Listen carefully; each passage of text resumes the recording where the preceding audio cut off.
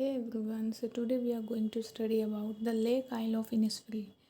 As you know कि ये एक न्यू पोएम है जो कि क्लास 9 की पोएम है। और लेक आइल ऑफ इनिसफिल का मीनिंग क्या है, ये कौन सी प्लेस है, क्या है, इसके बारे में आज समझते हैं। तो कंटेंट में हम आज समझने वाले हैं about poet, quotes by him and central idea and theme of the poem. उसके बाद पोएम पे डिस्कशन करेंगे। तो पहला है विलियम बटलर यीस्ट, जो कि हैं इस पोएम के पोइट। विलियम बटलर यीस्ट 13 जून 1865 टू 28 जनवरी 1939, ये उनका टाइम पीरियड है, इसको ध्यान रखिए आप। वॉज एन आयरिश पोएट, एक तो आयरिश पोएट है वो, dramatist, writer and one of the foremost figures of 20th century literature. He was a driving force behind the Irish literature revival, and along Lady Gregory founded the Abbey Theatre, serving as its chief during its early years। तो एक foundation इन्होंने, एक AB theatre नाम से एक place थी, उसके chief भी रह चुके हैं William Butler yeast. He was awarded the 1923 Nobel Prize in Literature. The latter he served 2 terms as a senator of the Irish Free State। तो ये था विलियम बटलर यीस्ट के बारे में। अब आते हैं इनके कोट्स पर।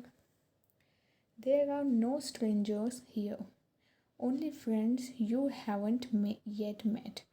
यहाँ दुनिया में कोई भी स्ट्रेंजर नहीं है, सिर्फ वो वाले फ्रेंड्स हैं जिनसे अभी तक आप मिले नहीं। ये बहुत ही अच्छा कोट है इनका, जिसमें वो ये बताना चाहते हैं कि आप किसी को भी अपना दुश्मन मत समझिए।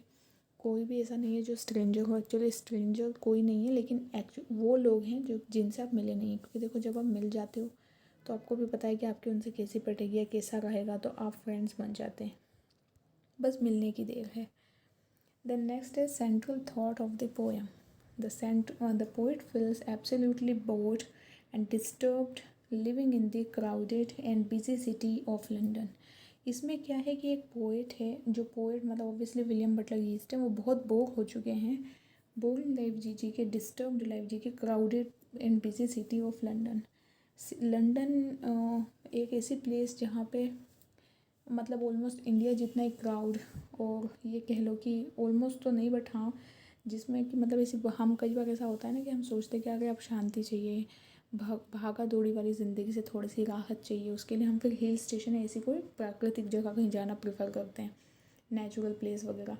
तो ये भी वही उसी थीम पर सेंट्रल थॉट पे बेस्ड है। Even the grey stones of the pavements beside the road of the city dispel him. मतलब उनके जो वो जो रोड के पास में जो ग्रे स्टोन्स होते हैं, पत्थर वगैरह, वो भी उनको dispel, we can say displace करते हैं, अच्छे नहीं लगते। नेचुरली ही seeks to escape from the city life. Finally उनको एक सिटी लाइफ से बहुत कहीं दूर जाना है, एंड गो टू इनिसफ्री। उनको कहाँ जाना है? उनको इनिसफ्री जाना है। What is Innisfree now? An island of the his boyhood dreams. ये वो आइलैंड है जो कि उनके बॉयहुड ड्रीम्स का आइलैंड है। बॉयहुड ड्रीम्स मतलब जब वो खुद एक लड़के थे, उस समय पे जो इमेजिनरी प्लेस उन्होंने अपने माइंड में बनाया था, वो वाला एक प्लेस है, उसको इनिसफ्री नाम दिया था। The poet is determined to go to the island of Innisfree as he believes peace prevails there. क्योंकि उनको ऐसा लगता है कि वहाँ पे पीस है। पीस मतलब ऐसी शांति है जो उनको चाहिए इस समय। He went to Innisfree in his boyhood and enjoyed peace and solitude there. अपने बचपन के दिनों में, ये जब कॉलेज टाइम में, स्कूल टाइम में, जब इतना बर्डन नहीं होता, उस समय पे जो उन्होंने पीस फील की थी उस इमेजिनरी प्लेस पे जाके, जो कि इमेजिनरी प्लेस ही आंखें बंद करने पर उन्हें ध्यान आती है, उस प्लेस के उस सॉलिट्यूड को वो वापस से देखना चाहते हैं, फील करना चाहते हैं। It remained ever fresh in his memory. अभी तक उनकी मेमोरी में वो प्लेस है। Now he argues that even if he does not get absolute peace in the island of his dream, he is sure to have some. उनको ये भी पता है कि अगर वहाँ भी उनको प्लेस पे नहीं मिली शांति, तो शायद कोई ऐसी प्लेस ज़रूर होगी जहाँ उन्हें मिलेगी। What attracts the poet more and are some strange sights and sounds of the island. उनको क्या अट्रैक्ट करता है, इस बात का ध्यान रखना है। एक तो स्ट्रेंज साइट्स, ऐसे मतलब ऐसे साइट जो कि उन्होंने पहले कभी नहीं देखे, और कुछ ऐसे साउंड्स जो कि उन्होंने पहले नहीं सुने। तो मतलब all in all natural place. Next line, he prefers to live there a life of simplicity in a hut covered with twigs twigs होती है छोटी छोटी, वो जो लकड़ियाँ नहीं होती है, तो एक ऐसी हट में वो वहाँ पे रहना चाहते हैं, सिंपल लाइफ जीना चाहते हैं, जहाँ पे कि जो कि आसपास उस हट के आसपास, उस झोपड़ी के आसपास छोटी छोटी लकड़ियाँ हों।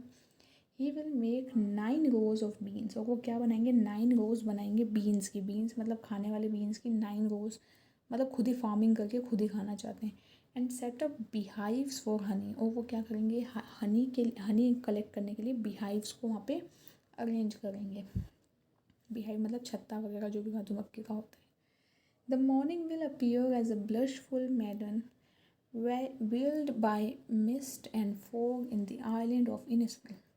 मॉर्निंग में जो स्टार्टिंग होगी ना, वो एक ब्लशफुल मैडन वील्ड से होगी। मैडन मतलब एक लड़की का जो वील्ड होता है, वील्ड क्या होता है, एक घूंघट, उससे होगी। बाय मिस्ट मतलब कैसे, मिस्ट का बना हुआ, देखो कितनी इमेजिनरी प्ले चीज़ इन्होंने लिखी है यहाँ पर। मिस्ट होता है फॉग, या मिस्ट मतलब धुंध, वो जो सुबह का जो कोहरा टाइप सिचुएशन होती है ना, उससे जब आसमान पूरा ढका हुआ रहता है, उसको उन्होंने मैडन वील्ड बताया है। मैडन वील्ड इज़ एक लड़की का दुपट्टा, मतलब प्रकृति इस तरह से ओढ़े हुए होगी मॉर्निंग में, वो आइलैंड पे, कहाँ पे, इनिसफ्री आइलैंड पर। Okay, then next, there the song of cricket would please his ear. और क्रिकेट का सॉन्ग, क्रिकेट एक एक कीड़े का नाम है, तो उसका साउंड उनके कानों में पड़ेगा। The noon day there will appear in purple blue and red mingled together instead of white noon full of scorching rays of sun elsewhere. तो उस समय पे मतलब ये जो धूप, जो खटोर इतनी कड़क धूप उनको नून में लगती है, उसकी प्लेस पे वहाँ पे क्या होगा, इन फिल्म में purple blue and red colour के मिंगल्ड कुछ उनको ऐसी डे दिखाई देगा, जहाँ पे उनको मतलब है ना, चुभता हुआ सूरज नहीं जैसा सिटी लाइफ में होता है, बल्कि शांति मिलेगी।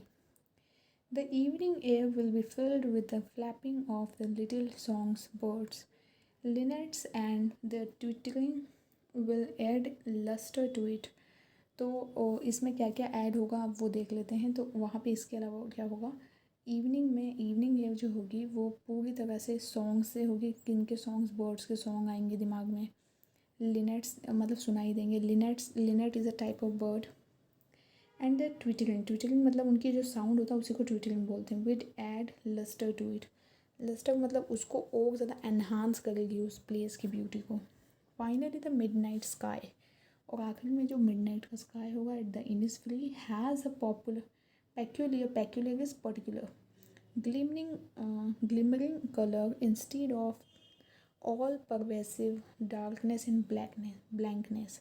तो डार्कनेस और ब्लैंकनेस जो कि सिटी लाइफ में होती है, उसकी प्लेस पर ग्लिमरिंग कलर्स होंगे, मतलब नाइट में भी उनको कलर दिखाई देंगे आसमान में। This is how poet has drawn a dreamy picture of Innisfree, where he is determined to go to enjoy solitude and peace, leaving the disturbing city life behind। मतलब एक डिस्टर्बिंग लाइफ को पीछे छोड़ते हुए, सिटी लाइफ को पीछे छोड़ते हुए, इस तरह का सॉलिट्यूड उनको चाहिए। अब आते हैं themes of the Lake Isle of Innisfree पर। Throughout the Lake Isle of Innisfree the poet engages with themes that include nature, peace and spirituality। पूरी पोयम में नेचर की बात हुई है, पीस की बात हुई है और स्पिरिचुअलिटी की भी समहाउ बात हुई है। These 3 themes are all interrelated। ये सारे तीनों थीम्स कौन कौन से याद रखना, नेचर, पीस एंड स्पिरिचुअलिटी, तीनों थीम एक दूसरे से इंटर रिलेटेड है, कनेक्टेड हैं। ये ask the reader to regard nature as he does, valuable in and of itself without human intervention. मतलब बिना ह्यूमन किसी इंटरवेंशन के, मतलब किसी भी तरह के रोक टोक के, वो वैल्यूएबल उस प्लेस को एंजॉय कर सकते हैं। It is a place to find peace and connect with the world और on a deeper and spiritual level. ये वो प्लेस है जहाँ पे वो डीपर एंड स्पिरिचुअल लेवल पे अपने आप को, अपनी सोल को उस स्पिरिचुअल भगवान से कह लो या फिर पीस से, नेचर से कनेक्ट कर पाएंगे, क्योंकि nature is a second type of, we can say, god का ही बनाया हुआ है नेचर। तो that what the theme is. And next line is, because it is so far from that which we commonly experience in day to day life. ये वो places, ये वो चीज़ें हैं, तीनों ही चीज़ें, नेचर, पीस एंड स्पिरिचुअलिटी, जो कि हम कॉमन लाइफ, डेली लाइफ में, सिटी लाइफ में नहीं देखते।